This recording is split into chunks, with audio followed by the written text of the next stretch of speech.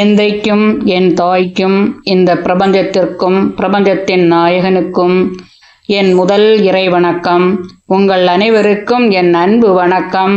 அன்பான நண்பர்களே, தினம் ஒரு மந்திரம், அதுவே நம் வாழ்வின் அருமந்திரம்.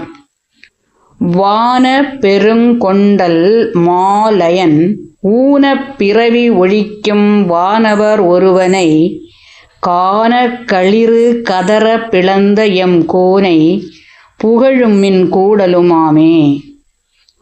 வானத்திலிருந்து பெய்யக்கூடிய பெருத்த மழை மேகம் போல மாயையால் குறைப்பட்டு கிடக்கும் உயிர்கள் அனைத்திற்கும் அவற்றின் பிறவியை அழித்து முக்தியை அருள்பவனும், மந்திரத்தால் ஏவப்பட்ட காட்டு யானையின் உடலை பிளந்து தனது ஆடையாக தரித்து கொண்ட இறைவனின் புகழை புகழ்ந்து பாடினால் அவன் அருள் பெறுவது திண்ணம்.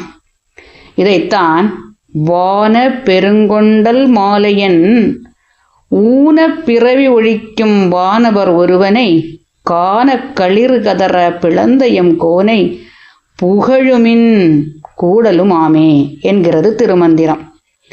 வானத்தில் தோன்றும் மழை எப்படி பாரபட்சமின்றி அனைவருக்கும் சரிசமமாக பொழிகிறதோ, அதுபோலவே இறைவன் தன் மாபெரும் கருணையால் மாயையில் அகப்பட்டு மனக்குறையோடு வாழும் அனைவரையும் அவர்களின் மாயையை அழித்து, மாய இருளை அழித்து அவர்கள் உய்யுமாறு அருளுகின்றான்.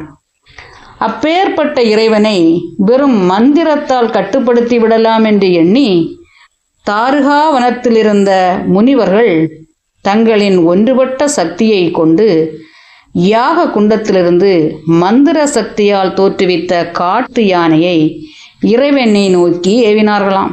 ஆனால் இறைவனோ காட்டு யானையை காடே அதிரும்படி அழித்து அதன் தோலை தனது மேலாடையாக போர்த்தியபடி அதன் தலைமேல் தன் பாதத்தை வைத்து கஜகம்ச மூர்த்தியாக தோன்றி அவர்களின் அறியாமையை போக்கினான். இப்படி தனக்கு எதிரான எண்ணம் கொண்டவர்களுக்கும் இறைவன் அருள் வழங்கி செங்கோல் தவறாத அரசனை போல உயிர்களை பாதுகாக்கிறான். அத்தகைய இறைவனை புகழ் மாலையால் துதித்தால் அவன் அருள் பெறுவது உறுதியன்றோ? என்றும் வாழ்க நலமுடன். ஓம் நமச்சிவாய. சிவாய நம. ஓம்.